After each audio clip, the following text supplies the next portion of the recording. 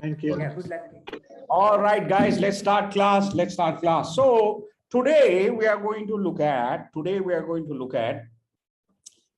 don't ask me about the case study, because until you get the case study, I can't talk about it. But I can talk about any other brand I want. So I'm just going to talk a little bit about the gaming industry today. Perhaps after we finish what we are supposed to do, right? So I shared my slides with you today. Can you please open the slides? So today might be a little technical for you. I'll try and simplify it. I'll try and do my best to simplify it. Remember, in the final assignment for CIM, there are no computations. You are not required to do any computations. So there won't be any questions with math and numbers in it and so on and so forth, right? Accounting and all that. So you're not required to do any computations. Okay. In marketing, you're not required in the case study to do computation, but you will have a lot of numbers. You'll have a lot of numbers in the appendices, inside the case study. You'll have a lot of numbers, right? So don't be scared of numbers. The more numbers it is, the better, which means it's simple. The more numbers it is better, which means it's simple. And we will share with you our views on the numbers, right? After we get the case study. In the appendix, there might be some numbers. In the case study, there might be some numbers. So don't worry about it, right? But you're not required in any of the tasks to do any numbers, but it might help you use some of this terminology if there is a question. If there is a question, I doubt there will be, because I have also not seen the assignment as yet. So I doubt there will be a question on any of these financial numbers. But after you write your answer, one of the first things I asked you to do is first finish writing the answer, introduction, body, conclusion. And I will take you through answer writing techniques. I will take you through that. But what I always tell students is, after you finish writing it, you can add a few words, of course, in the correct context, to showcase to the examiner that you know something beyond, right? And you can put them like icing in a cake, and then you can talk about those concepts briefly. So let's first learn some of these funding options. So today there might be some of you who absolutely have no clue about these. Don't worry about it. Don't worry. You still get an A. Don't worry about it. Okay. Don't lose sleep over it. Don't worry about it. Right. But try and ask questions. But if you are not exposed to any numbers, any financials in the company, any kind of accounting, you are not done commerce in school, don't worry about it. Okay. I also didn't do commerce in school, right? Because I didn't like the commerce teacher, right? So I ended up selecting another subject instead of commerce, right? But all I do today is commerce. So it's okay, right? Just understand it in a very marketing way, in a very simplified way, grasp the essence of it. That's more than enough. That's more than enough. But I am going to show you some numbers. You don't need to do any computations. Okay. So first of all, I want to talk to you about the concept of project evaluation. We use two techniques available, right? These two terms, if you know it, you can maybe use it in some place if there is a question. We don't know there'll be a question. You don't need to do any computations. Computations are not required, but it might help if you use the words in some place if you have a question. So NPV and IRR, payback period, discounted cash flow, these are the terms you need to learn. I'm sure all of you know about, some of you know about this already, but that's okay. I'm going to start with the basics. Absolute basics.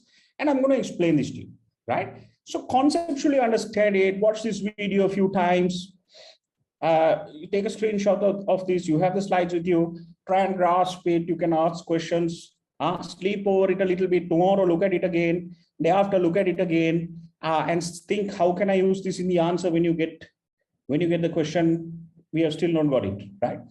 So NPV is net present value and IRR is internal rate of return, right? Now, usually there is something called time value of money. What is time value of money? It's very simple.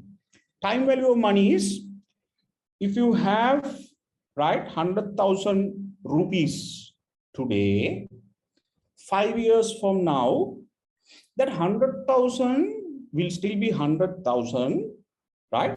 But it won't be the same value because over time, money would depreciate, right? So there is a time value of money. Example, if my father gave me, let's say 5,000 rupees, right? Maybe when I was small, and said, you can buy a lot of, one day when you grow up, you can use this to buy a lot of things. But today I have that 5,000 rupees. What can I do with 5,000 rupees? So you could see the 5,000 my father gave me in the 10 years ago, not 10 years ago, no, maybe 25 years ago when I was in school, what my father gave me, today when I look at 5,000, those days 5,000 would have been a lot. Today when I look at 5,000, it's not enough, right? Therefore, time value of money, we need to understand the concept of time value of money, right? So what it means is when we evaluate projects, what do you mean by projects? Inside the organization, you might be doing new product development. You might be doing expansion of branches. You might go overseas, market entry. You might launch new brands. So you need campaigns. All these are projects. Now, each of these projects need to be funded. You need to spend money on them, right? So when we look at each project, we undertake what we call an investment appraisal. So these two techniques are fundamentally investment appraisal techniques, right? So I'll give you an example here, right? So let's look at a 5-year period. Right? So you are running a project for 5 years, very simple. Now you forecast what is the investment you're making during these 5 years. So when we'll start with capital of 1.5 million. In the 3rd year, we invest 25 million, and that's it. So total investment in 5 years is 1.5 million, 25,000, right? So now when we look at the inflow, when we look at the inflow here is a forecast. It is 2.3.5 million, right? So in total, in year 1, you're expecting an inflow of 500,000. Sorry. In year 2, you're expecting an inflow of 500,000. Year 3, 450, year 5, 450. Total 2.3.5 million, right? Now, when you look at the cash outflow, which is the investment, and the cash inflow, which probably is the sale that is generated, the revenue, you now have the net cash flow. Right? This is a net cash flow. So you can see here, net cash flow, right? When you look at it, the net cash flow, when you minus this with this, you get this. So the net cash flow calculated for each year. Now what happens? Now this is the net cash positive surplus that we are going to have. Now, in order to evaluate this project, we need to bring all this money. Coming in throughout and invested throughout into what we call a net present value. So we need to understand although I am investing 1.5 million now, although I am investing 1.5 million now, and although I'm getting a cash inflow of this schedule, I want to understand in the 5th year, 5 years from now, 450,000 will not be 450,000. Just like that 5,000 story I told. It might be much lesser than 450,000. Why? The depreciation of time value of money. So now when we look at right, the discounted cash flow, what do you mean by that? What do you mean by discounted cash flow? That means 500,000 during year one is actually not worth, it's not 500,000, it is actually 454,000 because it has been discounted by this value. Discounted means reduced by this value. So what is this value? This value is this 10% discount factor. This value is this 10% discount factor. I'll explain what the discount factor it is to you, how you calculate that, what we can use, right? So in this project A, can you see two discount factors here? This is project B. This is project B. So in project A, discount factor is taken as 10%, right? And then you can see here the discount rates are different. Why is that? Why is that? Now, to understand that, we need to go into the discount table, the discounting table, right? So that's why I started with that. Let me take you to that. So if you want to look at the discount factor of 10% for a 5-year period, you can use the discounting table. You can use the discounting table, right? So 10%, the year is here, 10% discount factor, 10% depreciation, 10% discount factor, 1, 2, 3, 4, 5. There you go. There you go. Right? I hope you got it. Right? So this is a 9%, 8%. This is the discount factor, net present value table. Got it? So we will use this table to generate the discount factor from year 1 to year 5, and we will discount it by 10% year on year. So 10% from 0.909 is 826. 10% from 0.826 is 751. Like that, each year it has been discounted by 10%. Now you can complicate it further and have different values for each year also. But don't worry about that at the moment. Okay, so we have taken a flat value here, 10% discount rate for all 5 years. We have taken the discount factor, these factors from the table, and then we have multiplied this to understand how much are these net cash flows actually worth when you discount it for 5 years. You're still here. But you have the cash flow, but you're now checking when you look at 5-year discounting, how much will it be? So you can see 450,000 at a 5th year 10% discounted value is actually worth 279,000. My God. How low is that? Right? Did you get that? So actually it's not worth 450,000. Right? Discounted is much less. So if you look at all the discounted cash flows, total the discounted cash flow, that is the definition of the net present value. So in this calculation, project A, which is discounted at 10%, net present value is 273,000. Got it? So can you see? At face value without discounting it, if you look at this, the total is 825.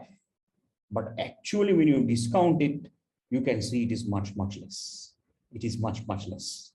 So you have to be very careful. Right? Now, here's project B. Project B has a bit of a problem. I think you can identify the problem here, right? What is the problem? Project B discount factor is 20%. 20%. So at 20% discount factor, again, we go into the discount table and see year 1 to year 5, what can we take? 20% year 1 to year 5, what can we take? These are the rates. These are the rates. Got it? So when we apply those rates, taking from the discount table, and we look at the discount factors here, and now we multiply by these new discount factors, which is 20%. This was only 10%. When you multiply that by the net cash flow, now you can see 50 or 450,000 at 20% discount factor is only 180,000. 10% it was 279,000. So we are seeing a problem here. This is a NPV negative project. NPV negative project. NPV negative project.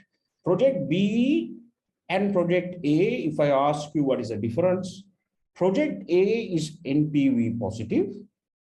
Project B is NPV negative. Did you get that? Did you get that? Project A is NPV positive. And usually, board of directors will only look at NPV positive projects. NPV negative projects, you won't touch. You won't touch. Why? Unless there is a real strategic reason to do it. Real strategic reason to do it. You're making a loss. You're making a loss. Right? So don't touch project B. Project A is a viable project. Project A is not viable. Project A is a viable project. Project B is not viable at all. Project B is not viable at all. Okay. Right. Now, I hope you got that. I hope you got that. Right. Now we are going to understand what IRR is. So NPV, now you understand there are two NPVs here. At a discount factor of 10% and 20%, you have two NPVs here. One positive project, NPV positive project, one NPV negative project. Right? Now I need to ask you something. Now, if your board of directors ask you, right? If your board of directors ask you between 10 and 20, right? First, let's understand what this 10% might be. This discount rate might be numerous things. This discount rate might be numerous things. One can be to fund project A. To fund project A, you need to take a bank loan. You need to take a bank loan. So it can be the bank loan interest rate. It can be the bank loan interest rate. Can be one. Can be one. Again, to fund project B, you will need a bank loan. But since you're taking a loan for the second time, bank has said we can't give a 10%, we'll give a 20%. So it can be the bank loan rate, or it can be the depreciation rate. It can be the asset depreciation rate, right? So it can be this discount factor can be anything, right? So, but it is something that maybe you don't, if you don't have capital to invest, you have to then borrow it. Even shareholders, when they give you money, they expect a return. So sometimes that can be the return that is expected from a shareholder from this. So you can take any factor. You can take a loan, a shareholder expectation of return, depreciation that is given by your audit firm saying depreciate it at this value, right? So it can be inflation, it can be anything, right? Now, when you look at this, let's say board of directors are saying, okay, 10% NPV project, we are happy, it's positive. 20% NPV project, we are not happy, negative. Now, between 10 and 20, there will be some figure where NPV is 0. NPV is equal to 0. Here at 10%, NPV is equal to positive 273. Here at 20%, NPV is equal to negative 92,000, right? But at what discount rate will NPV be 0? That is called internal rate of return. That is called internal rate of return, right? So I will give you definitions of internal rate of return. Let's come into definitions after we learn this, right? So how do you calculate the internal rate of return? There is a computation available. So this is the IRR computation. Of course, on Excel, NPV, IRR, all these are buttons, right? You can just press the button and it will tell you what it is. But if you manually do the calculation, this is the equation. So you have lower interest rate plus the high interest rate minus the lower interest rate into positive cash flow. All these figures are here, divided by absolute value of negative cash flow to plus the positive cash flow. So when you actually compute these numbers, the IRR is 17.5. Now, what do you mean by that? What it means is, now between 10 and 20, exactly half is 15, no? 15%, right? If you borrow even at 15%, still the project will be positive. But at 17.5%, if you get a loan and use that as the discount factor, that is where NPV is 0. Anything above that will be loss making. Anything above that will be loss making and not viable. So now can you see as to why we calculate the IRR, right? So then we know 10% is positive, 15 is also positive. Anything below 17.5 will always be positive. So in where NPV is 0 is where the IRR, internal rate of return, is. All right. Now let me give you a few definitions and then I'll open up for questions. So a graphical illustration of what I just explained to you was, you can see this is the capital, pragdanya, capital. Then you can see sales, positive cash flow, sales, positive cash flow. You can see cumulative sales growing like that. Cumulative sales, you know what cumulative is, right? Now, where will this break even? Where will this break even? Here you will find the break even point. Here you will find the break even point, right? So going back into this example, you'll break even at 17.5. Right? We call that internal rate of return, where NPV is 0. NPV is 0. Anything above that is a loss-making, unviable project. Now, shall we look at a few definitions and then come back if you have any questions? Now, payback period refers to the amount of time it takes to recover the cost of an investment.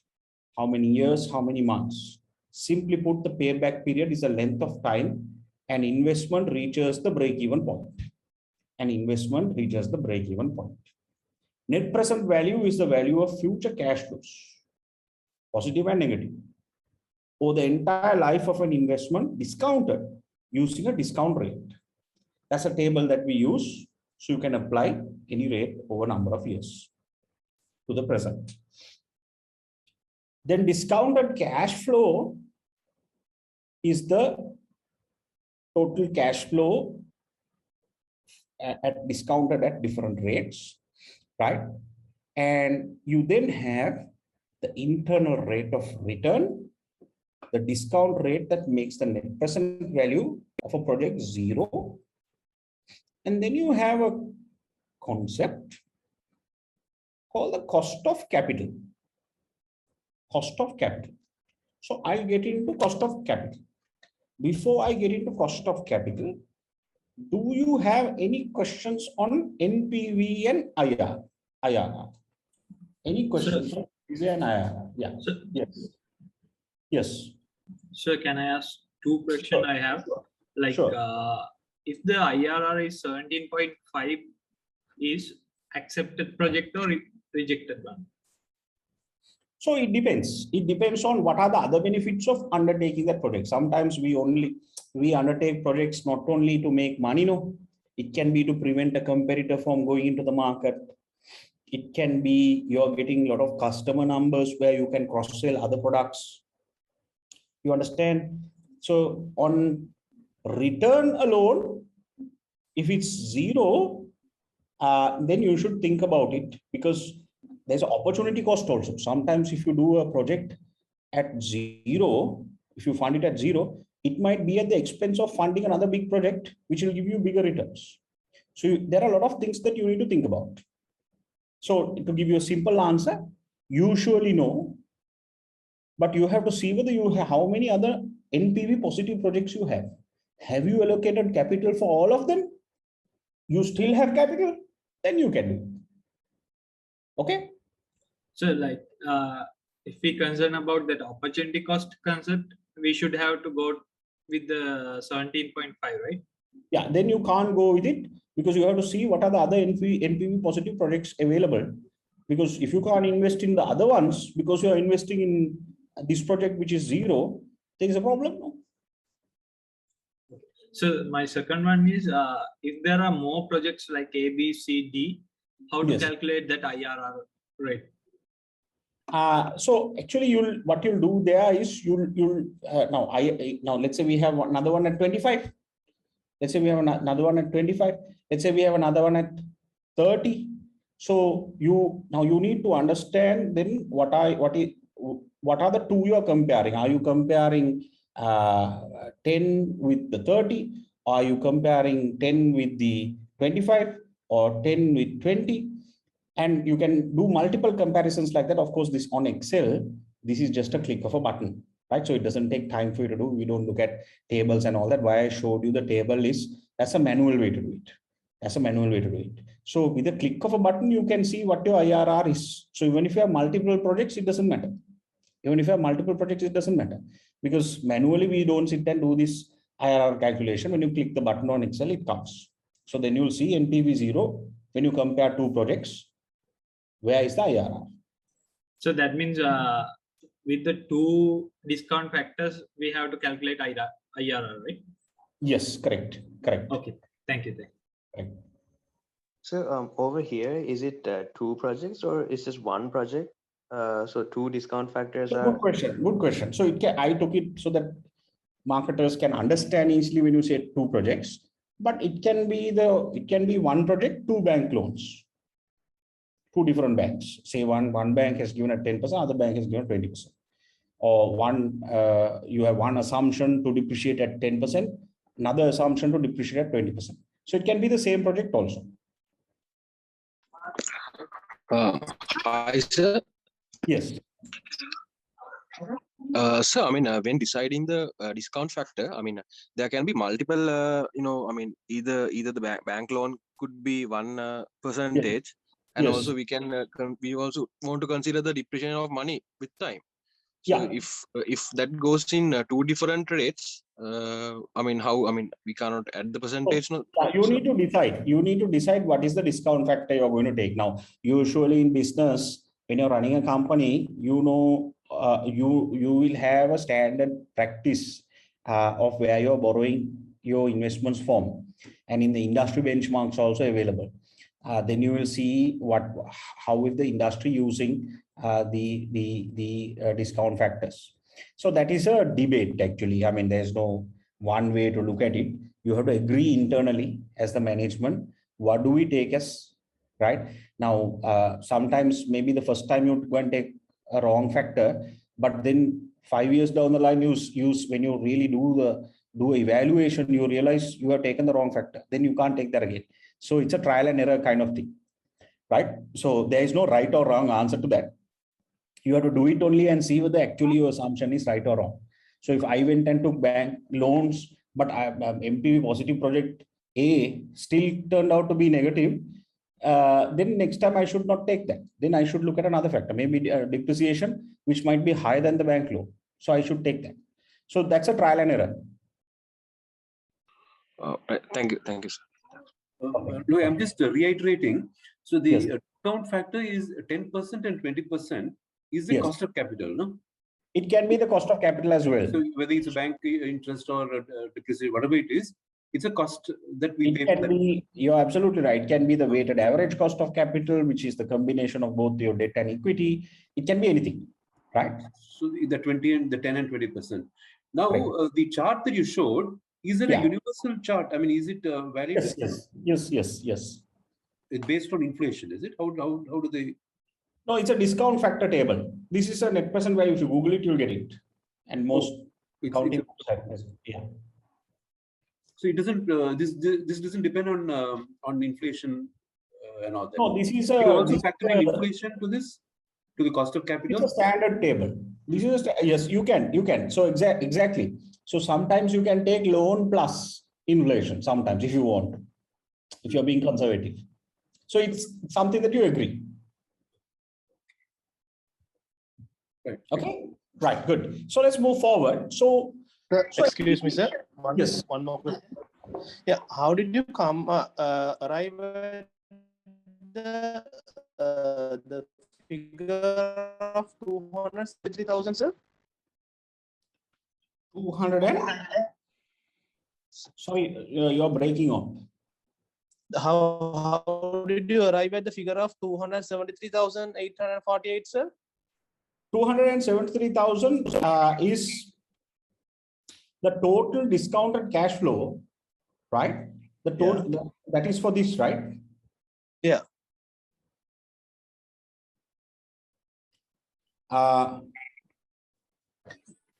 So how do you come with the discounted factor? How do you how do you exactly give it a rate or anything like for discounted factor? So the now this factor here is the same value here, right? Only thing is it is discounted into 5 years. It is discounted into 5 years. That is the total discounted cash flow. Discounted cash flow. Total discounted cash flow. And discount factor can be, discount factor is this, to answer your question. Here in project A, you will have a positive NPV positive project. Project B, you will have a NPV negative project. Now, from a marketing standpoint, what do we need to understand? Shall we look at from a marketing standpoint? Don't get into the technicalities of this, right? Like the discount table, how is it done and all that. I mean, quite honestly, I also don't know how the table is calculated, but that's a mathematical calculation. It's a universally available table. But what marketers need to understand is very simple. You don't need to do any computations. What you need to understand is what are the NPV positive projects? What are the NPV negative projects? Be careful on investing, right, on NPV negative projects unless there's other strategic benefit.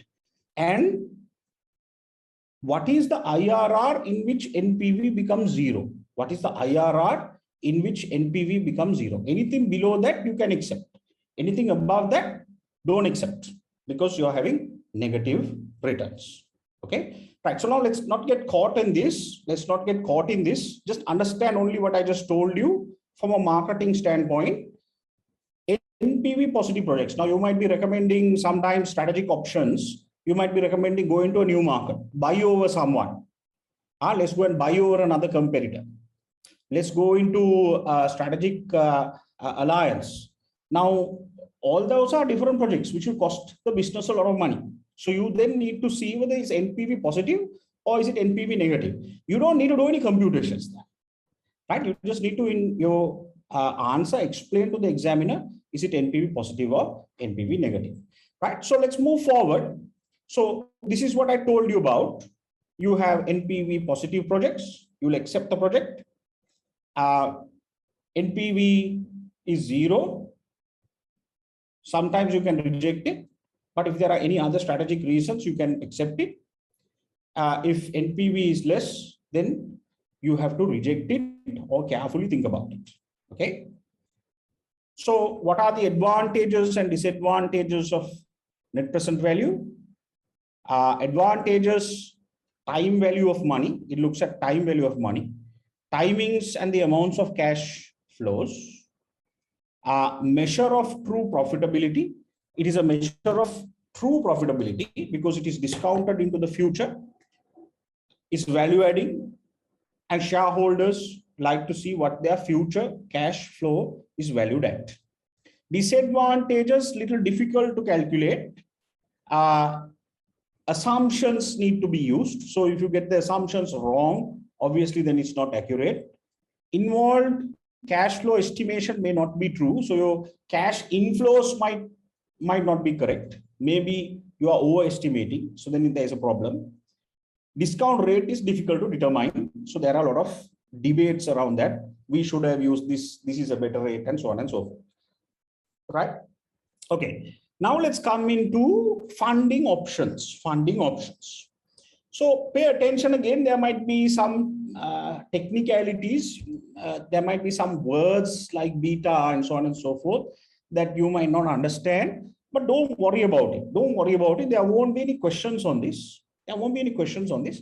But I want you to have a macro understanding of some of these concepts. Because sometimes I might ask you, why don't you talk about in a sentence the cost of capital?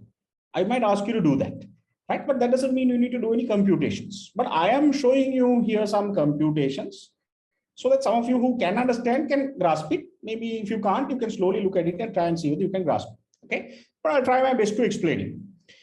Now, cost of capital, right? When you start a business, you obviously need capital. Now, capital comes at a cost. Capital comes at a cost. No one's going to give you capital. Maybe your parents might only give you, no? Here, capital, start something and not expect anything in return. But there is a cost of capital. There is a cost of capital, right? So when we talk about, I think Hussein also touched on this. So I am touching on this further because I want to explain some further concepts after I teach this. So we call this funding. Okay. Raising capital for a business, we call it funding. Raising capital for a business, we call it funding. Now, inside an organization, let's say you're a large diversified organization. Let's say you're a company like Haley's or John Keel's, right? Or maybe you're a large bank, right? If you're a large company, LOLC or something like that, you will have usually a treasury department. You'll have a treasury department, right? If you're a large group of companies, you'll have a treasury. What do you mean by treasury? Treasury, that's the first point, right? Where they will understand if any group company comes up with any investments requiring capital, then they will ask questions. What is the return? What is the payback period? We will give you capital, but this is the cost. So inside the organization, we will allocate capital, but this is the cost. I used to remember when I used to be working in the bank, my last job as the DGM retail banking, we used to go monthly and the treasury guy used to come there. We have a monthly corporate management meeting. And in my business is retail banking. That means all the branches. So for me to lend, for me to give money to my customers, I need money. Now, there are two ways that I can raise that money. One is I can ask customers to deposit money through savings accounts, fixed deposits, and lend half of that. But that is not enough. I also need to sometimes go to shareholders' capital and say, can you also give me a little bit of capital? I will lend that also. But the treasury department controls all this. And he says, okay, you're the retail head. I will allocate so much for you. For this next 2 months, I'll give you 1 billion to your business, Lewie. But what it will come at transfer priced internally at 10% cost of capital. 10% cost of capital. Right? Then the leasing head will come, right? Leasing is another department. That guy will come and say, okay, can you give me 1 billion? Don't give it to Louis. Can you give me that 1 billion? Right? I will take it at 12% cost of capital. Then the treasury guy will say, okay, right, Louis, we have a problem now. We have a problem now. That guy is asking, he's giving me more returns. Can you understand? So there's a battle going on between the business heads inside the organization. Why? Because treasury manages the cost of capital and they will deploy capital where they get the best returns. They will deploy capital within their business to companies, to departments where they get the best returns. So if the leasing guy does a lease and earns 25% margin, right? We call it NII, net interest income, right? Or NIM, net interest margin. If the leasing guy earns 25% on a lease and on a housing loan, if I only get 4%, then there's a problem. That guy can, the more he does business, the bank's bottom line will look better. So you understand what I'm trying to say? So inside the organization also, cost of capital, the treasury guy controls it and allocates capital to business managers, but he asks the question, what is the return I'm getting? What is the return I'm getting? Now, for a business to raise capital, there are three broad methods, right? Three broad methods. That's what you see down there. Sources of funding. There are three sources of funding. Now, don't put your mindset in a small company. Put your mindset in a very big company where you have so many projects and you need funds to fund them, right? You have three ways to raise capital. One is retained earnings. That is based on the profits that the shareholders have earned, maybe last year. They have not taken it out of the business, right? They have not taken it out of the business. They have kept it inside the business to reinvest that in new NPV positive projects. That's called retained earnings. So the accountant has retained earnings who the shareholders have sacrificed without paying dividends, right? They said they don't want dividends. Reinvesting. We want to grow the business. Now you might say, Louis, does that happen? Yes, that happens a lot. You know why? Because that's a whole share market thing. But sometimes when you pay dividends, you have to pay a lot of people dividends, right? Even people in the share market, those small investors, the useless investors, all that. So sometimes shareholders might say, no, we don't want to pay dividends. Right? So the owners might be getting salaries. So they are okay. The owners might be getting directors' allowances and salaries. But the external shareholders, unless you decide this year, the management decides to give dividends, you don't pay dividends. That's the risk. That's the risk of a shareholder. You go and buy shares in the stock market. There are ordinary shares, voting shares, preferential shares. There are different kinds of shares. And most of those shares that you buy, you can't get dividends unless the company decides to give dividends, right? So earnings per share. I can't get in Sri Lanka. Then as investors in the stock market, we only look at share price appreciation. That's why buying and selling takes place in the share market. There are some companies, if you look at even LOLC, for the past so many years, 10 years, they have not given, I think, dividends to their shareholders. They are continuing to reinvest in the business. But their share is going up. One of the best shares that you can buy, right? So, but they're not giving dividends. So my point is, there is a cost to capital. Capital can be funded through retained earnings, right? That is the owner's profits reinvested in the business. Then you have debt funding or debt capital. Debt means what? Very simple. Debt means you borrow. Right? You can borrow from banks. You can borrow. Can all of you mute your mics, please? Right? You can borrow from banks. You can borrow from factoring companies. There are so many ways, from bonds, right? Then we will look at types of debt. Then there's types of equity, right? What do you mean by equity? Equity is the owner's equity in the business. We call it equity finance. When the owners of a firm are shareholders, their interest is called shareholders' equity, right? So let's break this down a little further, right? Types of debt financing. Let's go into debt financing. Bank loans, which can include business loans, personal loans, mortgages. There are so many types of loans, senior citizens loans, so many types, right? It's a very common form of financing, but sometimes when a business goes to borrow from a bank, they don't give it over the counter. They ask you for a business plan. They quote very high rates depending on the riskiness of the business, right?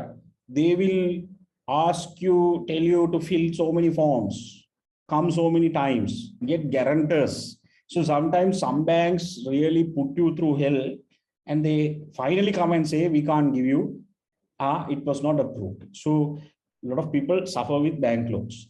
But of course, if you have a property that you can keep, mortgage, then they will give it fast. But that too in Sri Lanka now with Corona, it takes time because they need to do a title search. The lawyers need to. So even we call it secured lending. Even with a security, still it takes time now with this whole Corona thing, right? So bank loans are easy to get, especially with the security, but your creditworthiness will be assessed. Bonds are another form of debt financing. So you can issue bonds, you can issue corporate bonds, right? So you can issue what we call bond certificates. So there are technical terms like principal values and so on and so forth, right? So there is a interest that you will pay for bonds. There is an interest, so people will have to invest in bonds. But that also depends on whether they believe in your share price, whether they believe in the company's performance and so on and so forth, right? So bonds is another way that shareholders can invest and buy bonds, and then you can use that as capital to reinvest in the business, right? Then you have credit cards. Some banks will give you overdrafts and kind of loans. Factoring is also another type. So factoring means, now if I am doing business, and if my buyers, okay, are giving me dated checks, if my buyers, people who buy from me, are giving me 60, when I deliver goods today, they will give me a check 60 days dated. So I now have sold goods for 2 million to a good reputed company. They have given me a check for 2 million, but it is dated 60 days from now. Now I can take that check from the reputed company and go and give it. There are factoring companies, right? Most banks also do factoring. And I can say, here, John Keys has given me a check, but it is 60 days from now. But they have given me a check. It is 10 million. Can you cash this now and give it to me? Then they will say, okay, there is a fee, 10% fee. If you want what you're getting 2 months now, then we can only pay you 9 million. Balance is the fee. Do you want it or not? I'm just giving you an example. So sometimes people will choose money now, then money later, right? Because you can mark that up in your price. That's called factoring. So factoring is another way, invoice discounting, that you can secure debt, right? Then we have equity financing. Now, equity financing too, there are many methods. Angel investors, venture capitalists, crowdfunding, corporate investors, IPOs, initial public offering. Sir, sorry. Yeah. Now Yes. let's say Sorry, you're muted. Sorry. how about a debenture, sir? Why the company is debentures? Debentures also are possible. Debentures are also possible. So debentures also you can issue. Correct. Debentures also you can issue. Right. So bonds and bills, debentures, all those are available. Right. So there are so many, there are other forms as well, but we have taken like the main forms here because now this course you're not going to look at, we are not going to look at very technical stuff. Here, if we have a broad understanding, actually I'm teaching this for me to teach you two other models. I want to teach you CAPM, weighted average cost of capital, and optimum capital structure. So in order for me to teach those, I need a little bit of understanding here, but we don't need to get really granular here. Okay, but good. Yes. Yes. Yes. Any other thoughts? It's a small thing. So we can add a pawning section as well. Pawning also is possible. Pawning also is possible. So there are many methods. There are many methods. Okay. There are many methods available. Sir, small thing. Now, if a company is not declaring any dividend, that means the whole profit goes to the return earnings. If the company is not declaring any dividends, yes, usually it goes back to investing in NPV positive projects. Correct. Okay. Correct. Right. So most companies are actually doing that. Even Sri Lanka is very popular. They very rarely pay. Only few companies have reputation to pay their shareholders, every year and keep all their shareholders happy. But they don't do it. They don't do it because if they do it, they lose too. No, if they do it, they lose. So you can't do it. You can't not do it for a long time also. But there are companies. Now look at LOLC. They have not paid for a very long time, but their share price have appreciated. So what they are saying is, look at where you bought the share and look at how much it is now, because we are investing it in Bangladesh and Myanmar and in NPV positive projects. So we are giving you your share. If you want to sell it, you sell it and exit. You still make good money, right, on the appreciation. But dividends we can't pay you because we have. So they have a right, right? So shareholders have to keep their mouth shut and wait, right? But there are so many kinds of shares that you can buy. There are, like I told you, there are so many types of shares. Some types of shares you buy, some types of shares that you buy, if they give it, okay, you have ordinary shares, preferential shares, you have so many kinds of shares, which I don't want to get into now. So if you buy it, they have to look at each year's accumulated profits and pay you also. So that is the type of share you buy. There are so many types of shares, right? So you have voting rights, non-voting rights. Some shares you buy, you don't have even a voting right in the annual general meeting. Okay, I'm getting carried away. So shall we stick to this? Right? We'll come into, if you have any further questions, we'll come into that. But we don't need all that knowledge for GMD. I want to teach you what you need to know for GMD. Right? Now, equity financing, again, is equity funding, right? Where you need to collect capital, angel investors, right? So are wealthy individuals who purchase shares or stake in business, and they believe that in the future this company will be disrupted, or it will be sort of giving them huge returns. So they go now and park their money. It's angel investors. Sometimes they don't believe in returns in all companies. They look at the power of the idea, and they'll invest. They have deep pockets. They'll invest and they'll wait for long term, maybe 10 years. They'll wait for a long term. They don't need immediate money. Okay. Sometimes their plan is invest now. Maybe 10 years from now, it will be bought over by a large company, and they have a buyer already. So that's a strategic angel investor. So individuals usually bring their skills, expertise, connections to the table, help the company in the long term.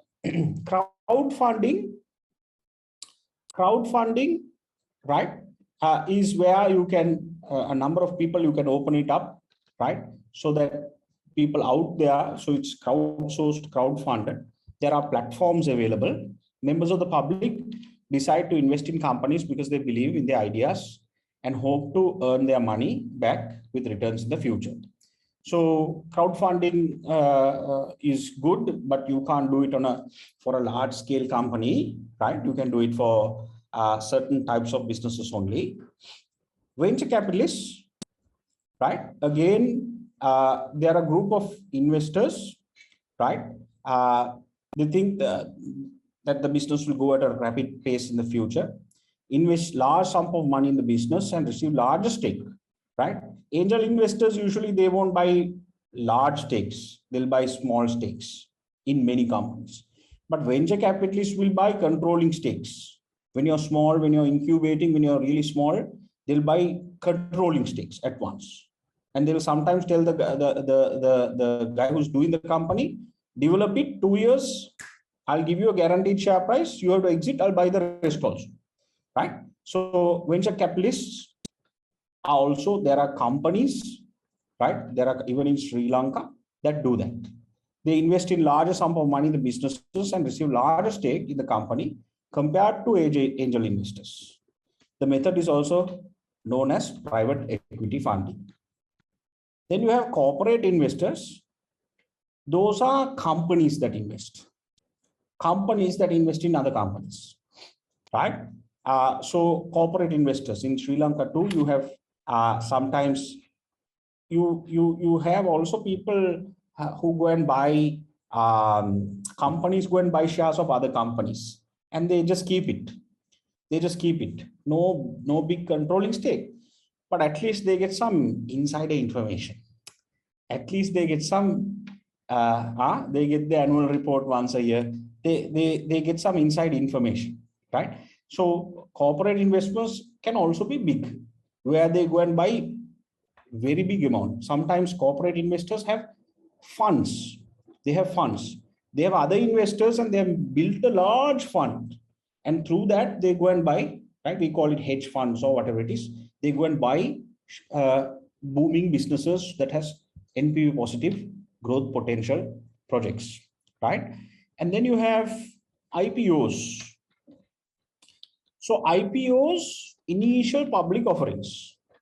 Now going public, if you are going to the stock market for the first time, if you are listing for the first time and you're making your shares available in the stock market, that's called IPO, initial public offering, right? Companies that are more well established can raise funding with an IPO. So IPO allows companies to raise funds by offering its shares to the public and it will be traded in the capital markets. Okay, right. So debt financing and equity financing, there are advantages and disadvantages available. So the advantages of debt, you keep full ownership. Although you have borrowed, you still own it. Equity financing, less risk than debt. Advantages of debt, no obligations after paying the debt. Interest is tax deductible. That's a very important point. If you borrow from a bank, if you mortgage, the interest components is tax deductible. Tax deductible. Therefore, it's a huge benefit if you go to borrow in debt, right? Short and long-term options are available, and you have more cash, right? Equity funding, less risky than debt, no paying back funds because it is shareholders' equity. Gain credibility through investor networks. Investors don't expect immediate ROI and fixed payments for better budgeting. So you can fix the outflows and you'll know how much your payout is. Sometimes when you go to bank loans, maybe they will give you floating rates, not fixed rates. Then you can't budget for 5 years, right? If you have a floating rate, then sometimes if the rates go up, your whole project is unprofitable, right? but usually you get 5-year fixed, 10-year fixed, 2-year fixed rates. Then you know it's a fixed cost, right? So these are the advantages and disadvantages. So debt disadvantages: you must pay back your debt, could cause cash flow issues, right? If you have cash flow issues, then if you have to pay your debt, you have to pay your debt first. You can't reinvest it. Usually you need collateral, which means you need to mortgage a property or something like that, right? Equity financing, investor returns could be more than debt payments, right? Investor gets some ownership, and you must consult investors for decisions. So that's a problem. That's a problem. When you have to ask people who have given you equity, when you have to ask them what to do next. Bank won't come and ask you. If you went for debt, bank won't come and ask you. They only want their loan installment paid. But equity guys will want. They'll want to know more, right? So now we come into the concept of, now what have we learned so far? Shall we put the terms that we have learned so far? Shall I put it on the chat? There are so many chats coming in. So shall I just put this here? We learned what NPV is, net present value, IRR, where NPV is 0, right? Then we learned cost of capital. There is a cost of capital. Capital can be 3 types, right? Capital 3 types: retained earnings,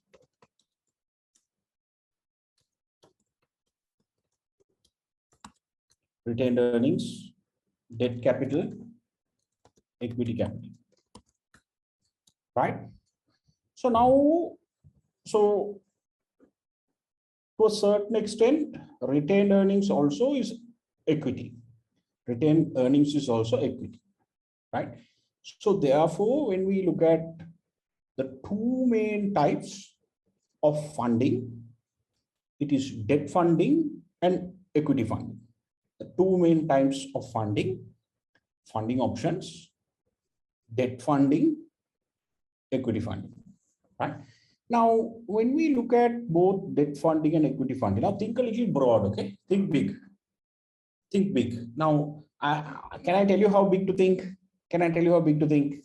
Now, in the banking industry, your balance sheet size, sometimes you need to grow it by about 20 billion a year.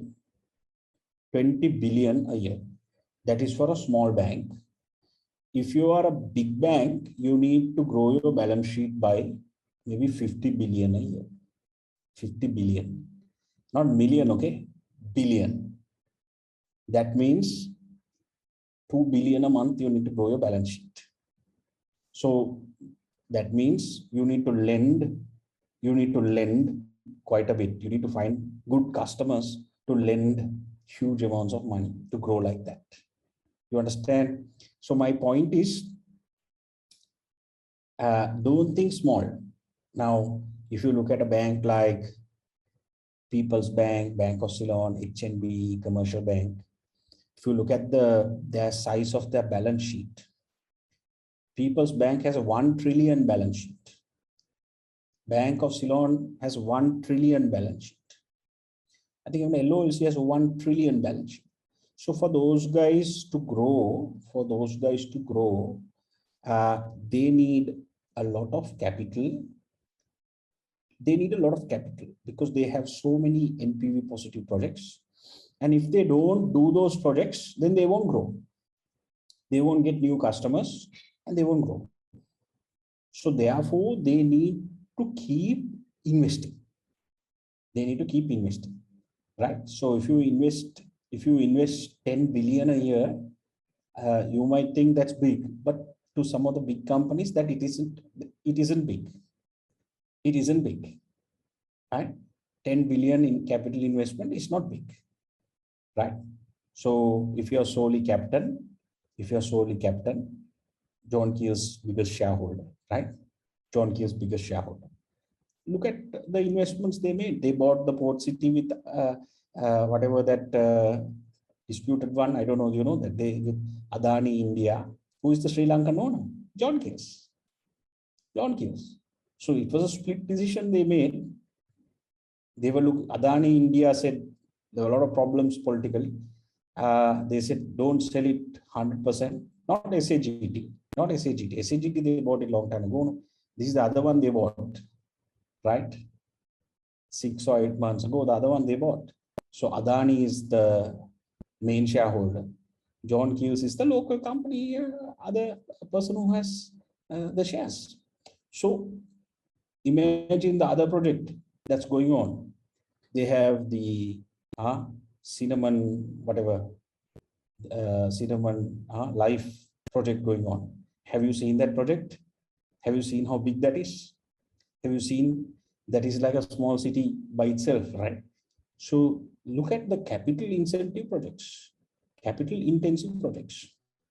So even as we speak right now, that the waterfront project. So even as we speak right now, those might not be the only ones.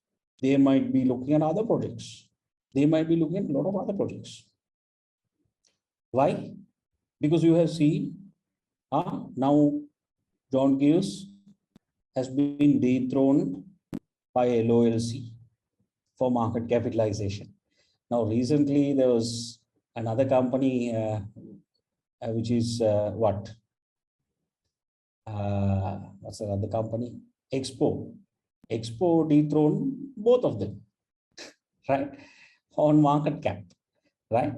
So my point I'm trying to tell you is, if John Keo stops investing, the day it says now we can't raise more capital, we can't invest more in NPV positive project, then they will be dethroned. So you need to continuously invest billions. I'm sure if you are the chairman of John Keo's, you have your biggest shareholder, sole captain, and then you have so many other shareholders. They might all be telling you, hey, we'll approve so much of capital. We'll give you 20 billion capital in 2021. By 2025, you better give us so many returns, billions, not millions. So it's a big discussion. So don't think like frogs in a well. Think big, because your case study is going to be a very big company. Be required to go into China and buy a player there. You might be required to go into USA and buy someone there. So you need capital for that. If you can't raise money, you can't do it. And these are big companies. They can raise money. Big banks are behind them saying we'll lend to you as long as they're not leveraged. We'll understand what leverage is, right?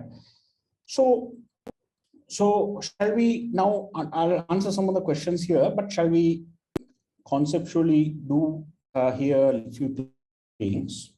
How are we on time? Okay. Right. Now, weighted average cost of capital. What is weighted average cost of capital? So weighted average cost of capital is the average of debt and equity.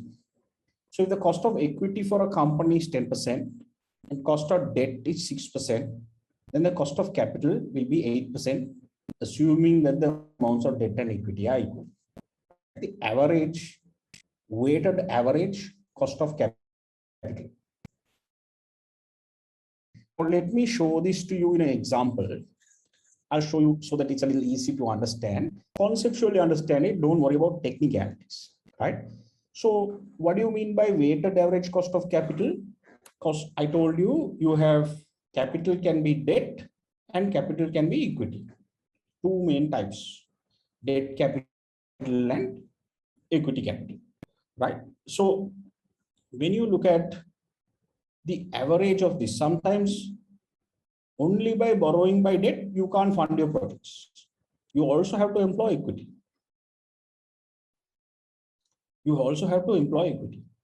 Right? So now let's look at this example. I know it's a Friday night. Please try and concentrate, right? So in this example, we see a business wants to fund its projects with 75% equity. So let's say you have a waterfront, a big massive project. You have to fund that project with 75% equity. So this equity can be so many options, okay? Equity, we looked at equity types, no, right? It can be so many options. But with all those options, you want to fund that project 75% equity, and you want to try and borrow 25%. So you can't only have 100% equity also, that's also bad. You have to diversify, right? You have to have some in debt, some in equity, because there are advantages and disadvantages for both. Okay. There are advantages and disadvantages for both. So let's say you decided, board of directors have decided, our ratio here is going to be 25% and 75%. 2022 projects that we are going to invest, this is the ratio we're going to invest. Now, when you look at equity, 25%, there's a cost of equity. Sorry, let's start with debt. When you look at 25% debt, I need to borrow, there's a cost of debt. But remember, I told you the cost of debt, let's say, is 6%. Bank loan says its interest rate is 6%. But I told you debt is tax deductible. Debt is tax deductible. So you can reduce your tax, that's an advantage. Then your actual cost, 30% of 6% is actual cost of debt is 4.2%. Got it? So 4.2% is your tax deducted cost of debt, or cost of debt after tax, 4.2%, right? Interest rate. And you are funding 25%. So 25% of 4.2%, the weighted average cost of debt is 1.05%. 1.05%. Got it? 25% of 4.2% is 1.05%. That's your weighted average cost of debt. Now let's look at my weighted average cost of equity. I want to fund 2022 projects, 75% from equity. 75% for equity, so 3 times more than debt. But my cost of equity is 15%. Can you see the cost of equity is more than cost of debt, right? So cost of equity is 15%. So 75% of 15%, my weighted average cost of equity is 11.25%. My weighted average cost of equity is 11.25%. Sorry, my weighted cost of equity is 11.25%. But if you put this and this together, I can calculate my WACC, weighted average cost of capital. That is both debt weighted average cost, equity weighted average cost. Total that 12.3% is my total cost, my weighted average cost of capital. Got it? Is my weighted average cost of capital. Got it? Now there are formulas available here. I am not going to go through this, right? But this same example, 12.3%, this same example, 12.3%, explained through a formula of weighted average cost of capital. You can go through that slowly. We don't need formulas, but I think this graphical illustration is easy for you to understand. Graphical illustration is easy for you to understand. So weighted average cost of capital, is it clear? Any questions on weighted average cost of capital? Can you unmute and ask? Any questions on weighted average cost of capital? Can you unmute and ask?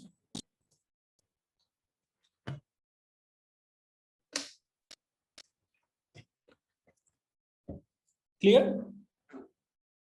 Simple, right? Not difficult. So conceptually understand. When you say cost of equity, it's you're talking about dividend, is it? Why would equity cost? No, equity is equity funding, equity financing. Yes. So here you go, the types. So it can all be this. How do you arrive at that I mean, at any figure, because sometimes it's in the future. You have to look at, need to look at the average. No, so you can if you want funding now, if there is corporate investors, you can go up to them and say, what is your, I need 10 billion funding. One corporate investor will say, right, I can't give you 10 billion, I'll give you 5 billion at this rate. Then there might be another venture capitalist who might say, okay, I'll give you the balance 5% at but 5 billion, but not at that rate, I'll give you another rate. So then you'll have to average it out and take it as a total equity cost. Got it? Yeah, but normally venture capital, you said they would, it's some future equity. I mean, they would sell the shareholding. No, yeah, but they will give, no. But they have to give you. They have an exit plan. No, but they have to give you capital. So they will, those are all in the future, no, but right now you need capital. The business needs capital. Right. Yeah, cost. If let's say Cambridge College wants to launch a college in Australia. We want to launch Cambridge College, Australia. Now I need to go with the investment to Australia. Even to migrate there, I have to show. So I need 1 billion rupees. So I will go to Dhammika Perera and say, right? I don't know, these are angel investor or venture capital. Don't worry. I'll say, I need 5 billion. I'll give you 25% shares, right, of my Australian venture. Can you give me 5 billion? He might say, I can't give you 5 billion. I'll give you 2.5 billion, right? I'll give you 2.5 billion, but I want 50% of shares. Knowing him, he might say, I want more. But I'll say, no, I can't give you 50%. So that's a negotiation. So then I might need more than one source of equity finance. Maybe Dhammika Perera might be one. Maybe I'll have to go, to another, maybe I'll have to go public, which is an IPO, and issue some shares in Sri Lanka. So I'll have to take Cambridge College, Sri Lanka to the stock market and raise some funds there, right? I can go to corporate investors, right? There are corporate investors, individual investors, venture capitalists, maybe crowdfunding, right? So when I take the total of that, I will know what my equity cost is. That's what is mentioned here. That is what is mentioned here. Total equity cost. Total cost of equity. Total cost of equity. If I sell it to the general public, if I sell my shares, yes, then is there some cost attached to that? So there, that is share trading, no. But here we are looking at an IPO, initial public offering. So otherwise, you can create new shares and also go to the market and offer new shares. That's called a new share issue. That is also possible. New share issue is also possible. New share issue also possible. So, but if you go to the market, there are advantages and disadvantages. If you go to the market, you'll have a lot of individual small fellows buying. Right. Yeah, so the cost of equity here is the estimated value that the money will cost you. I mean, that particular debt also, because when you put the cost of equity, it becomes a debt. Debt is another type of borrowing. Equity is shares. You're giving company shares. So you're giving a value for the shares in percentage, something like that. Yeah, there are so many. Now, if I am giving shares of Cambridge College, there are many methods to give shares. Right? There are voting shares, ordinary shares, preferential shares. I can go into a rights issue. Right? So that's a separate conversation altogether. Types of shares. Okay? I don't want to get into that now. No, I want to know how to arrive at this 15% or whatever it is. So that's the total cost of all your equity. All your equity. So all your equity borrowing, you might go to 2-3 sources. What is the total cost? It's very simple. Okay. Got it? Right. So I don't think you need to go that deep, but just understand the total cost of equity is the total sources that you have gone to accumulative. That is the 15%, right? So it might, let's say it might assign a value also. Sometimes if I want 10 billion funding, not only one party will want that. No, I can't collect it from one person who wants equity. I'll need to go to so many people. Yeah. So they will negotiate and I'll have to arrive at what my total cost of equity is. Then this is the 15%. Okay, clear? Right. So now, so the formula is available, but you don't need any computations. Just understand this. Now, why did I explain all this? For you to understand one word. What is weighted average cost of capital? I explained all this for you to understand what is weighted average cost of capital, which is the weighted cost of debt, the weighted cost of equity. And that is your cost of capital. Now, what do you mean by cost of capital? 12.3%, is it good or bad? That's another question. Now, is 12.3% good or bad? Have I got a good deal? Let's say Cambridge College has raised 5 billion for my Australia venture at 12.3% weighted average cost of capital for both debt and equity. Sampath Bank has given me 2.5 billion. That's debt. I had to keep my building for that, mortgage it. Then equity, other 2.5 billion. Dhammika Perra gave me half of that. Another investor, corporate investor gave me, so individual gave me half, corporate investor gave me the other half. I got my 5 billion. I got my 5 billion, but not at the same price. Sampath Bank gave me at one price, the loan came at one price. Dhammika Perra gave me at one price. Equity through their head fund, Equity is another company, they invested another 2.5 billion in my Australia venture, but they gave it at another price.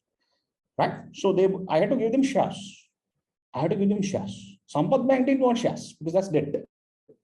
But the other two investors, Equity and Dhammika Perra, individual investor and corporate investor, both wanted shares. So I gave them 25% each. I gave them 25% each. I still have 50%. So sir, those will come as equity, no? Those will come as equity, correct? Those will come as equity. If I have to give them shares, it is equity. They are investing. They want returns. Right? Got it? Clear? So now my question I'm asking now, this is what you fundamentally need to ask, is 12.3% a good rate or not? Now, what do you mean by that? Good rate or not? Good rate or not means my average, my cost of capital is 12.3%. That means my expected returns by deploying this capital in the business. What if I only get 15% returns by deploying this 5 billion? My God, no point. No point. I need to at least get about 25-30%. 25-30%. Because my cost is 12.3%. If I get 50-60%, I'll be laughing. Because my cost of capital. Is it the NIM you're talking about? No, I'm talking about the expected return. Expected return. That's another term. Right? Expected return. So my expected return must be much higher than my cost of capital. Isn't that right? Fundamentally, my expected return must be a lot higher than my cost of capital. If my expected return is much lower than my cost of capital, then my investors will, right, want their money back quickly and they'll exit. But if my expected return in the future is much higher, let's say 40%, and my cost of capital is 12.3%, then to run the business, I need overheads. I might need cost of goods, right? I might need my overheads are there to run the business. So I'll have a good profit if I have about 40% expected return, right? So would it be correct to say, would it be correct to say that IRR would be your weighted average? Your internal rate of return. IRR would be your weighted average cost of capital, because that is the cost, no? So that is more project investment related. Here we look at weighted average cost of capital. It's a separate concept altogether. That's more project investment appraisal return related. That's a separate concept altogether. There you are looking at two projects. There you are looking at two projects. Here you are looking at cost of funding. There the 10% was the cost of funds. So it's two different costs. put this cost of funds on a 5-year plan, would that work out the same way? I mean, you could every year you could deduct a percentage based on the weighted average. That could be done. Yeah, you have to look at NPV, you have to look at NPV, you have to look at cash flow, you have to look at net present value, you have to look at discounted cash flows, you have to look at IRR. Okay, so can I do this? Can I'm running short of time. Can I open the questions at the end? Because there are a few more concepts that I want to share with you before I close, right? So marginal cost of capital is another term, is the cost of extra capital required to finance a specific project. So do you need more capital? What is the extra capital? Let's say I have now got my 5 billion, right? But I have another project that I want to use, which is also NPV positive. I want to go to Maldives. So I need a marginal cost. I need capital again, right? And there is a marginal cost of capital. So the cost of extra capital that is required to finance a specific project is called the marginal cost of capital, right? Now don't worry, no computations are required. Just sometimes you will not get, most of the time you will not get any questions at all, but I just wanted to conceptually understand, right? The opportunity cost I spoke to you before. Opportunity cost means sometimes you go and invest in a project, but at the expense of putting that capital in another project. That means there's an opportunity cost. So when you go and get married to one girl, you have to say goodbye. Opportunity cost is all the other 9 girlfriends you had, say goodbye, right? There's an opportunity cost. There's an opportunity cost. So opportunity cost is what is the thing that you have foregone in order to select something else, right? So you have to always look at the opportunity cost. Now, if your weighted average cost of capital, let's say, was 10%, not 12.3, you reduced it further. Why? Sampath Bank gave at a rate, but you managed to go to another bank, bigger bank, commercial bank, and say, Sampath Bank has given me here the offer letter. Can you give me 2% less? Companies do that. They take the offer letter and don't take the loan, and they go and give it to other banks and say, here, I got an offer letter. They have credit assessed me. They have done all my due diligence to give me. Here's the offer letter. I have told them, hold on to the loan. Can you give it to me 2% lesser? How soon can you give it? 1 week? If you can give it, give it to me fast. Then big banks sometimes give also. Because another bank has given, why shouldn't I give? Right? So I'll give it at a slight lesser. So I have now gone to commercial bank and they have given me even reduction, 10%. So because my debt has come down from whatever to 10%, 12% to 10%, my overall weighted average cost of capital have come down. My overall weighted average cost of capital have come down, right? So don't worry about the numbers, but I'm happy because at 10% is my cost of capital. Before it was 12%. Now it has come down to 12%. But what should my expected return be? My expected return must always be higher than my cost of capital, right? My expected return must always be higher, much higher, higher the better, right? Not 1 or 2% higher. If it's 40%, my God, that means I'm minting money, right? So what is my expected return? Now to calculate this expected return, what should be my expected return, right? We have a model called CIM, right? Now this is a little technical, so please concentrate. CIM, right? Which we call the capital asset pricing model. It's a very simple model, right? It's a very simple model. Don't complicate it. Understand it like a story. Understand it conceptually. Capital asset pricing model. Just call it CIM. Otherwise, all these big words you might get scared, right? CIM calculates what is the expected return for Lewie in his Australia project. He knows his cost of capital is 10%. He knows his cost of capital, which is debt and equity funding, is 10%. But my expected return should be much higher. My expected return should be much higher. What should be my expected return? That is calculated by the CIM formula, or the CAPM model, right?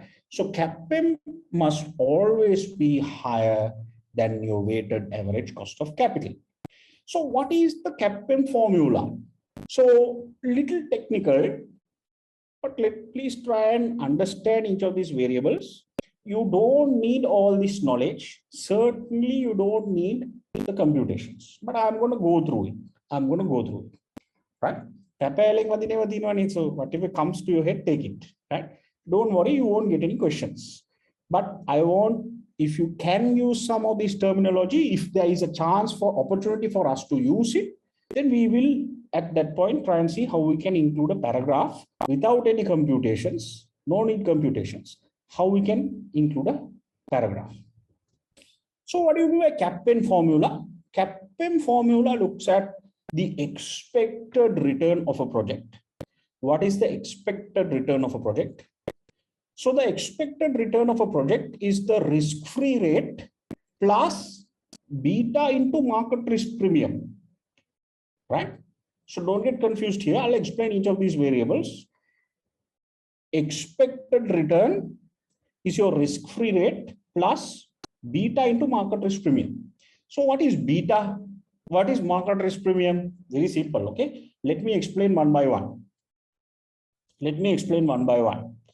Now, in this formula that you can see here, the expected return is 12.5%. My cost of capital was 10%. Very low. Very low. So my expected rate here is calculated here, taking the risk-free rate 2.5% plus beta into market risk premium. So what is risk-free rate? What is beta? And what is market risk premium? Right?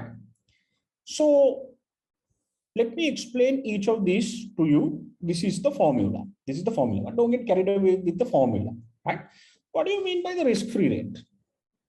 What do you mean by the risk-free rate? Now it's very simple, okay? It's a big word, but it means nothing, right? Risk-free rate kya.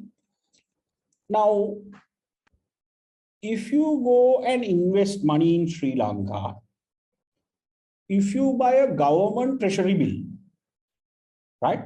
That means the government's own treasury bill, right? They will, maybe right now, if you buy a government bill or bond, they will give you much less than what a bank will give you. But usually when you buy government bills and bonds, they don't default. Governments don't default easily, no. I mean, they'll, unless you're like Greece or someone like that. And now Sri Lanka, there's a lot of discussion about default of Sri Lanka. That's a separate topic altogether. That's a separate topic. I think IMF might come in the last minute and bail us out, right? But if you usually the safest investment instrument that you can buy is a government bond. Sri Lanka bonds are now little risky, right? Greece, as you know, people who bought bonds, we also went and bought, no? Actually, a new governor went and bought Greece bonds, right? And Greece fell. Greece defaulted, and we lost a lot of money. When they were crashing, right? Yeah, they crashed actually. Not crashing, they crashed. So we also saw it happening in Thailand. We saw it happening in Argentina. So many markets right now. So Sri Lanka also might get there in the next year or so, unless we have some bailout. So anyway, that's a different discussion. I don't want to go there. So risk-free rate now. Now, if you go and buy a bond, Sri Lankan bonds, still risk-free. I mean, they'll pay you the guaranteed. But then if you are able to take a little bit more risk, go and put it in a bank. Go and put it in a bank. Okay, bank FD rates right now, 3 month will come to about, I don't know, 5.5%, 6%, right? Interest. That's the income you get. If you are taking a little bit more risk, you can go and put in a finance company, they'll give you about 7%. Depends, right? Big finance companies won't give you so much, but small finance companies, higher risk. We saw a lot of small finance companies that went bust. Why? Because they're small. They don't have funds to lend. So they ask people to come and deposit. And then they lend those funds to their customers. right? So a lot of finance companies, Swarna Mahal went bust. That was the latest one that went bust, right? So you can go and put your money in a finance company. Now Swarna Mahal was giving 16%. Banks was giving 10% or 8%. Swarna Mahal was giving 15%. And sometimes they were giving even more, right? So people, to get their extra income, they take a higher risk. They take a higher risk and they go and put their funds there. And sometimes you have taken that risk. It's a limited liability. At the end of the day, if the company goes down, depositors lose all their money. That's what happened. So from a business point of view, shareholders are safeguarded. Declared bankruptcy. If you declare bankruptcy in a limited liability, although it is central bank regulated, it's still a limited liability. So that's a shareholder's benefit, right? I declare bankruptcy. I don't have to pay any of my liabilities. So including the depositors will not get their money. So if you want higher rate than that, then there are some other black market businesses. Money lending, you can be a polymudalali. You can be a polymudalali. No, in the villages there are no. They charge 36%, 40% interest rate, and they give people who want coconut pluckers, or if you're having a cottage business, right, polymudalali, right, we'll give you business, but then you have to keep a gun and wait. You have to go and collect. So little difficult to run that business. So risk-free rate is the safest risk instrument right now. US 10-year government bond is the most safest, right, in terms of the instrument that you can buy. So what is it coming at? What is the risk-free rate? So if you buy a Sri Lankan government bond, what is the rate at? US government bond, what is the rate at? That is called the risk-free rate. Got it? So risk-free, that means as a customer, I have gone and put it there. I know I will get my money back, but the interest rate is very low, sometimes below inflation also. So actually you're losing. If it's below inflation, you want your money to be safe, but it's below inflation, you're actually losing, right? But it is safe. It's a small thing. If it is a real estate company, if the real estate market has grown and their prices are much more than what they bought, does it come to the camp? Can they get it to the camp model? I come to the questions, Nirosh, a little later, towards the end of it. Otherwise, because this model is a little difficult to understand. So if I take questions now, I'll deviate a little bit, if you don't mind. Okay? Okay, Nirosh? Clear? So hold on to the questions, I'll answer them in the end. Yeah. So the so the risk-free rate is usually the government treasury bill rate that you can use. So what is a risk-free rate? Risk-free rate is expected return is the risk-free rate plus beta into market risk premium. Right? So beta is what? What do you mean by beta? Now, little technical, but try and understand. Now beta is now let's say Walmart was the case study you did, right? Walmart has a share price. No, Walmart has a share price. We don't know what that share price is, but Walmart, every day their share price trade of a daily trading, there is a variation of their share price. So let's say if you take month of August, last month, what was Walmart's daily returns? What was Walmart's daily returns, right? So in month of August, Walmart had 1st of August, 10% return. 2nd of August, return on the shares, share trading in the share market, right? All their shares put together, what was the returns they had on share trading to the people who bought their shares, right? So let's say 1st of August, they had 10% return. 2nd of August, they had 8% return. 3rd of August, they had 3% return. Now, if you look at the whole month and average it out, you can say Walmart through the entire month had, right, 8% average monthly return to its investors in the share market, right? So that can be the Dow Jones, the S&P, NASDAQ, or whatever it is. Those are the indices, right? Stock market indices in the US. So Walmart had on average 8% return to its shareholders, right? In an entire month. Now, the beta is, if you look at the Dow Jones, now this example here explains it. If you look at the Dow Jones index, the Dow Jones index, which has thousands of companies, overall in the market, put all those companies in the index, entire index. I don't know how many companies are there in that index. If you put entire index, what was the return? They got 5% return per day in the month of August. But Walmart has got much more return for its share, 8% trading increase return they have got on average for the entire month of August.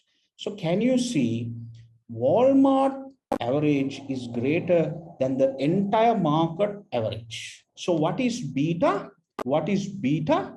Let me explain what beta is, right? Delete this first.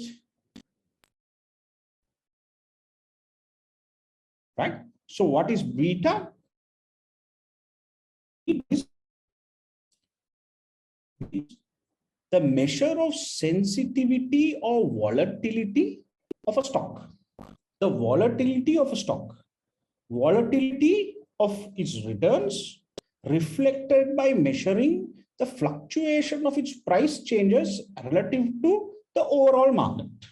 In other words, it is the stock's sensitivity to the market's performance. So example, Dow Jones index has an average of 5% return for the entire indices in the Dow Jones per day in the month of August 2021. But Walmart share price has an average return of 8% during the same corresponding period. That means beta will be 8 divided by 5. The sensitivity is 1.6. Therefore, the Walmart stock is more volatile than the market. So this is something that people look at when they go to buy the Walmart stock. They will look at what is beta, what is the sensitivity. Walmart is much more volatile than the market. So the volatility means volatile, that it can go high, it can go low. Shareholders are looking for stable investments.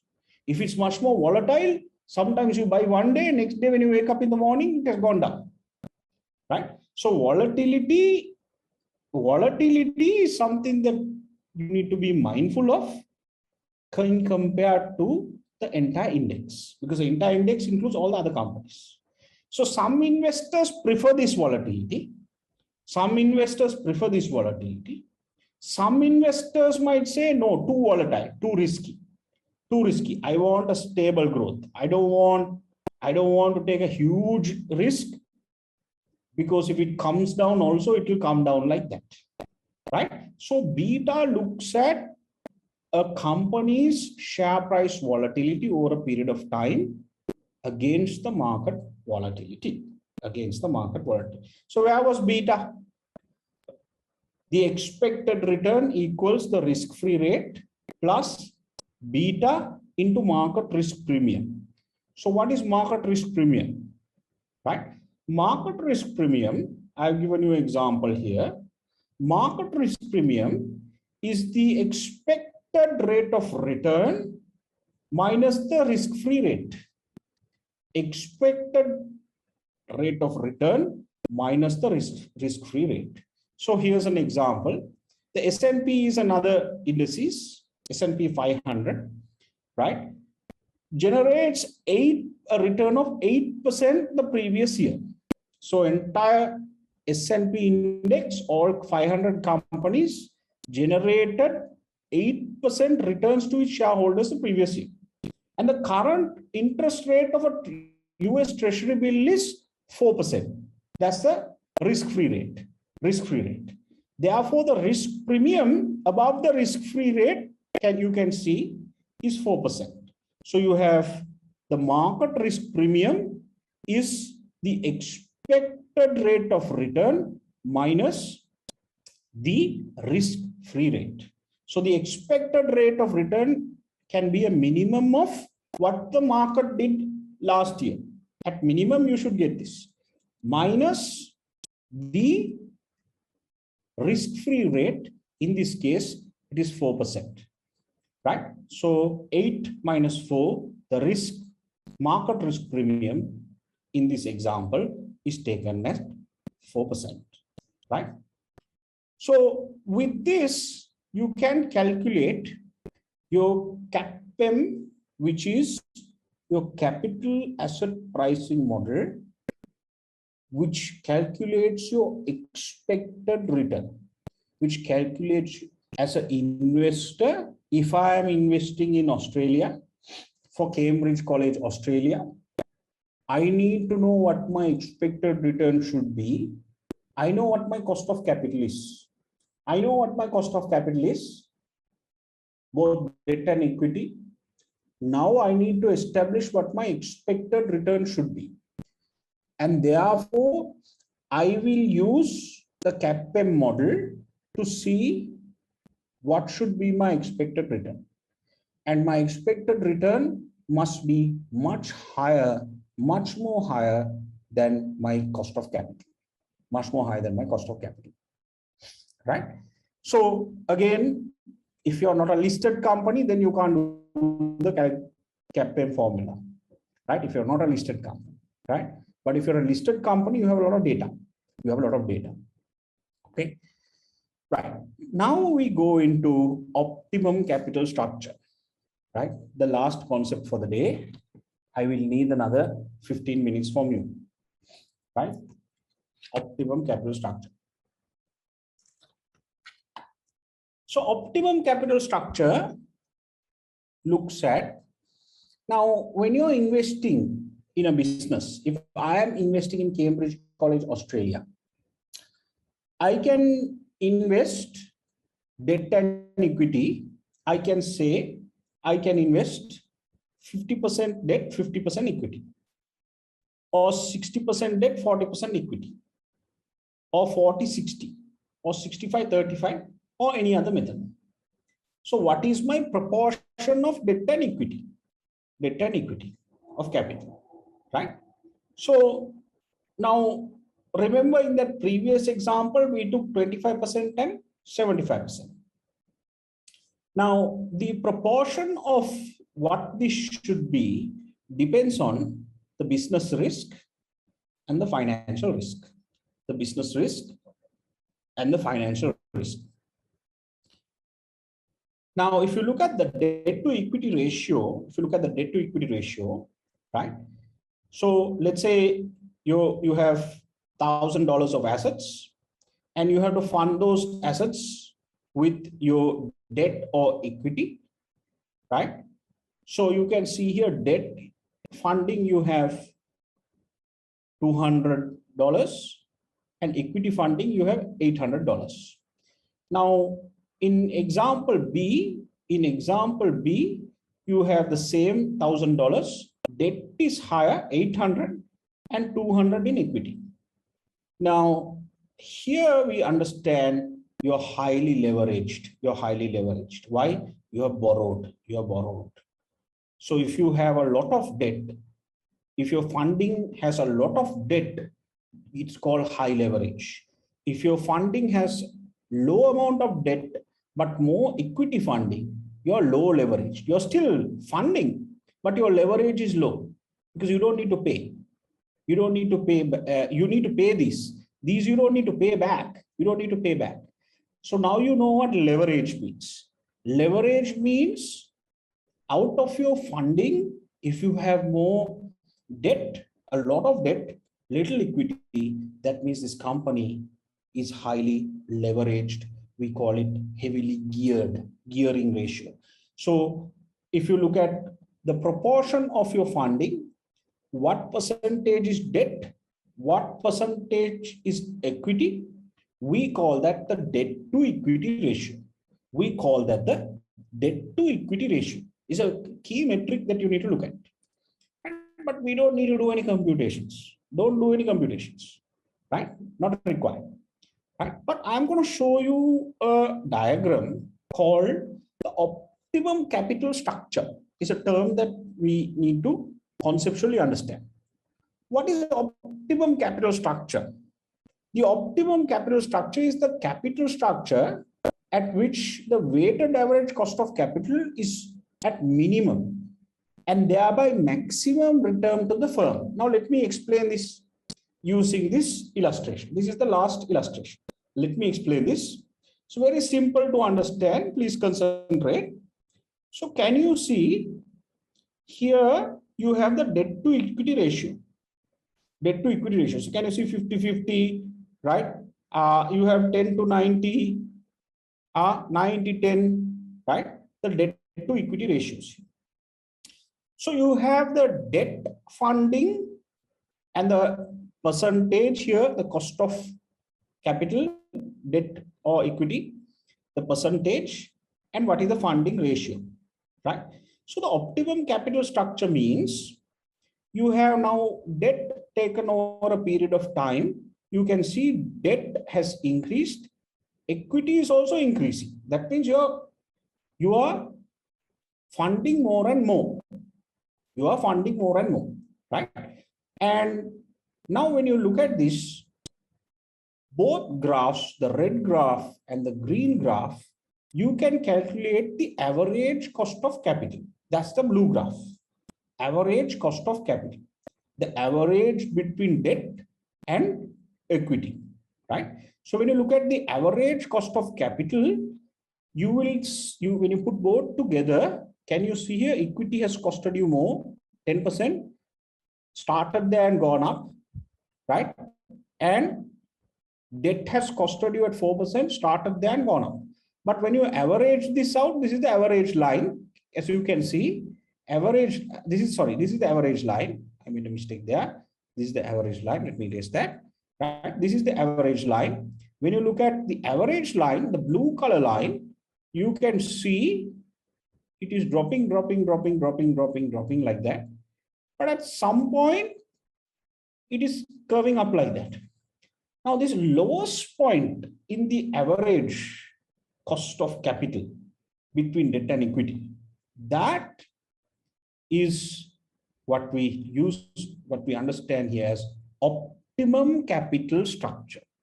What is the optimum point in your capital? So can you see here, there is an explanation here. Optimum level of capital structure is the lowest point, right, of your average cost of capital, which is a function of debt and equity, right? So optimum capital structure, you can see here in terms of the rate, it is at 8%.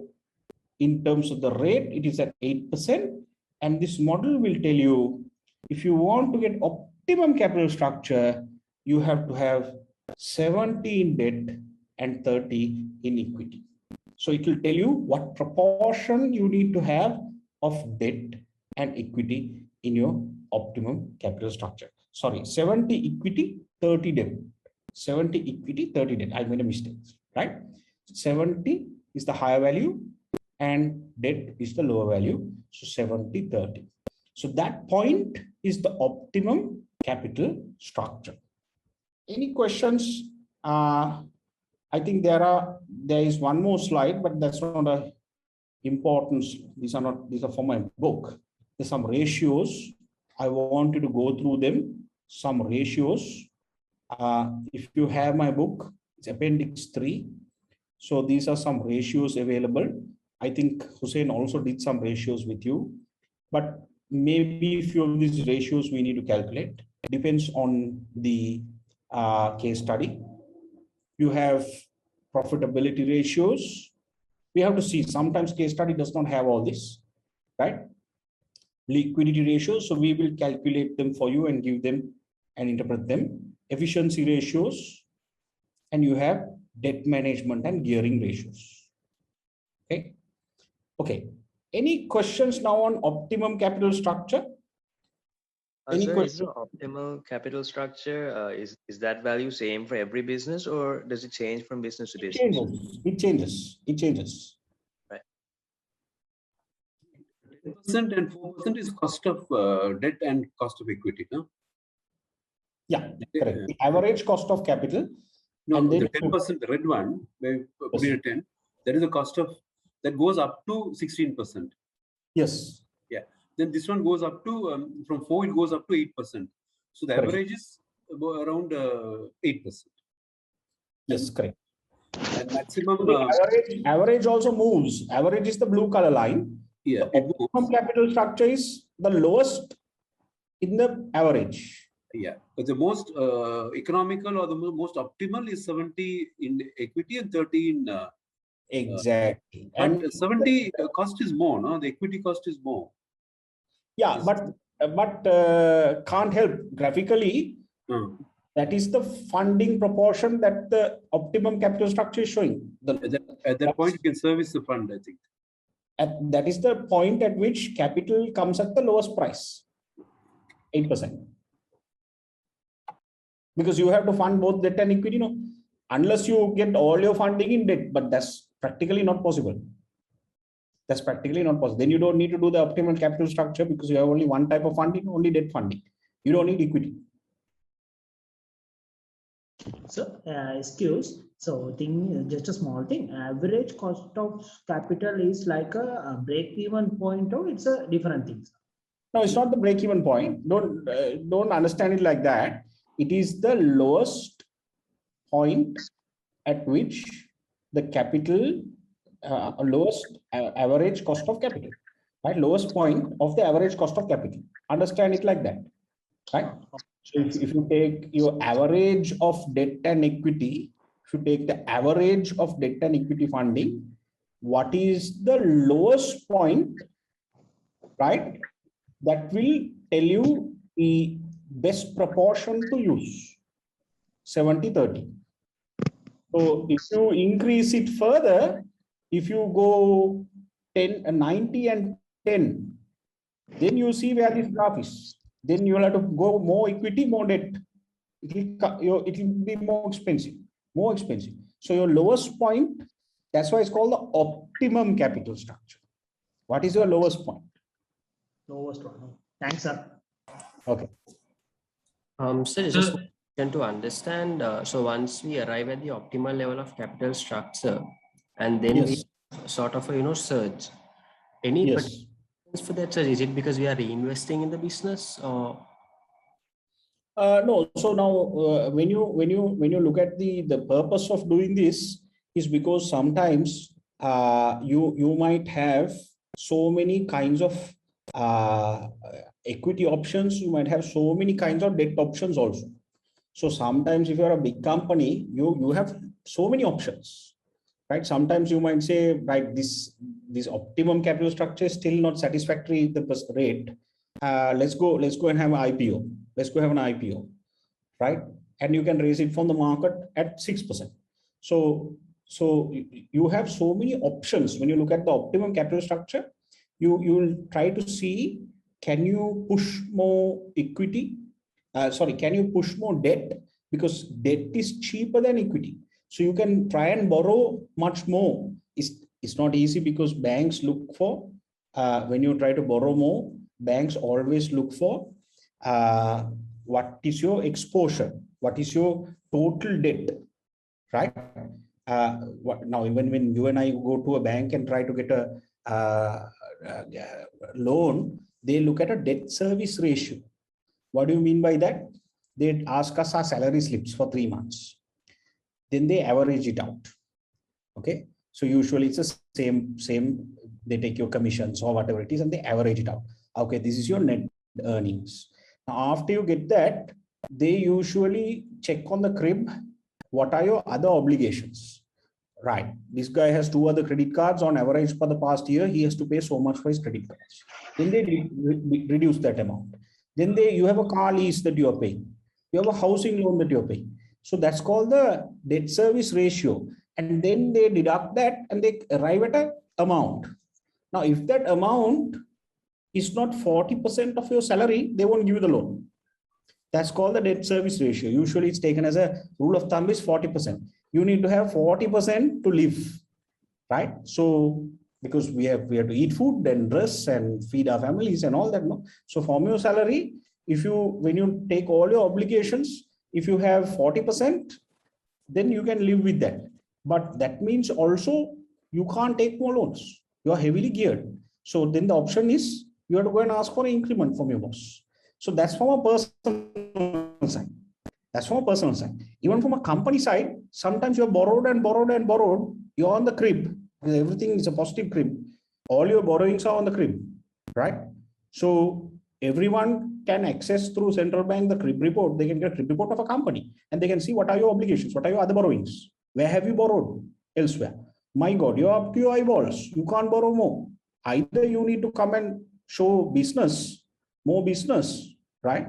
And you have to give us a forecast and we have to buy, or you have to give us a mortgage.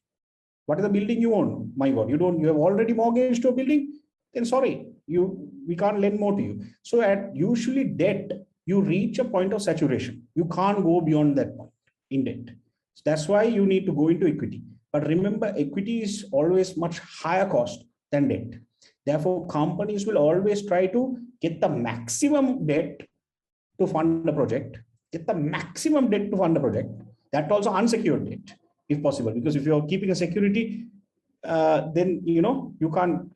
Sometimes you might lose the security if the project defaults, or you can use that security to go and borrow further. So you'll try as much as possible without giving security to borrow.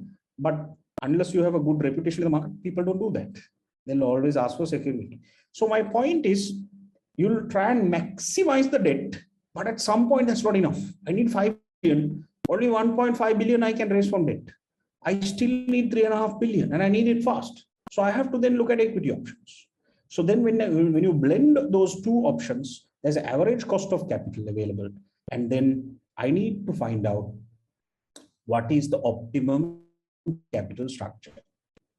What is the optimum capital structure? Right? So conceptually understand it. You don't need to do any computations. Okay, there are so many questions that have come in. Anything else on what we have done today? Anything else? I think we had a good session. Yes. Is it better to have higher leverage or lower leverage? No, if you're highly leveraged, that means it's a problem, no?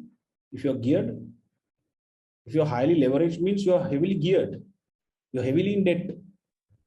All right, right. And you have to, your cash flow is not enough.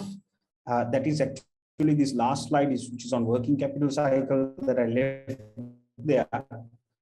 Right. So what it means is, since you asked me the question, there are some companies which are very profitable, but they're not cash rich. You can show in books you have a lot of profits, but you don't have cash. Why? You have messed up your working capital cycle. So I think all of you know what the working capital cycle is, but if I can explain is, what it means is you have cash, right, which can be capital also invested in the business. You can buy raw materials, right? You have to purchase raw materials, inventory. Then you produce goods. You have the finished goods ready to sell. Then you sell to your customers. Then you have debtors.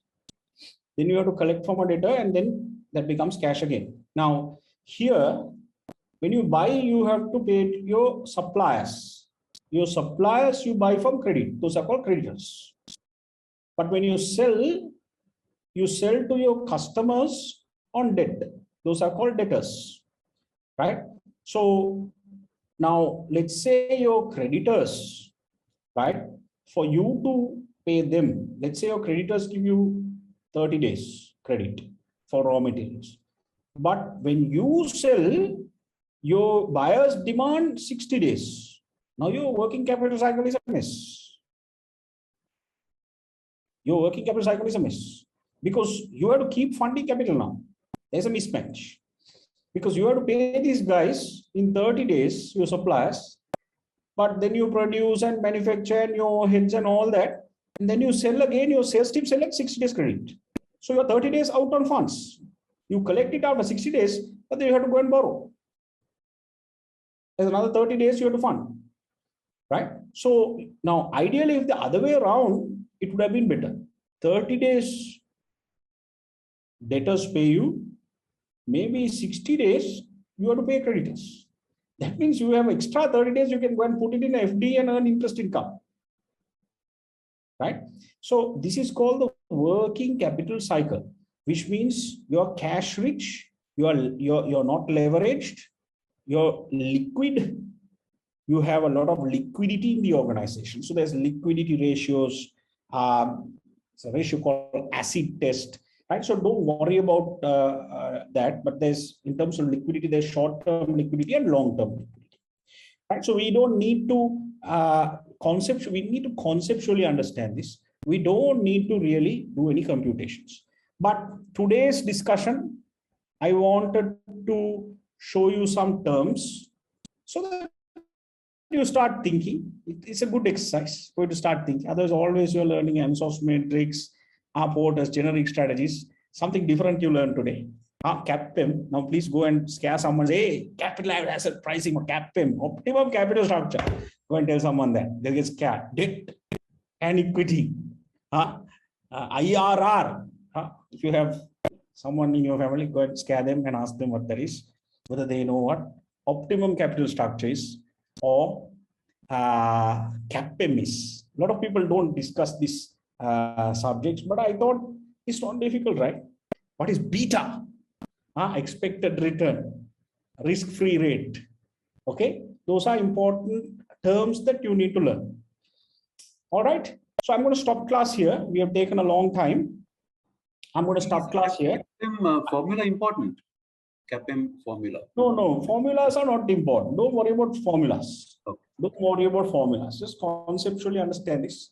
We don't need to do any calculations, right? And sometimes we will not have anywhere to use this also, right? So don't worry about it. Okay, so I think today I wanted to give you a bit of a background, but please read the stuff I'm sending you.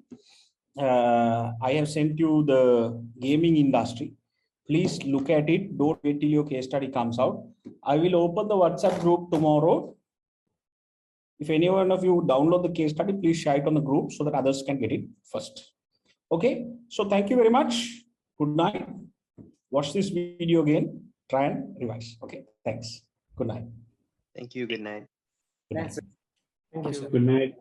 Good night. Thank you, sir. Thanks. Thanks, sir. Good night.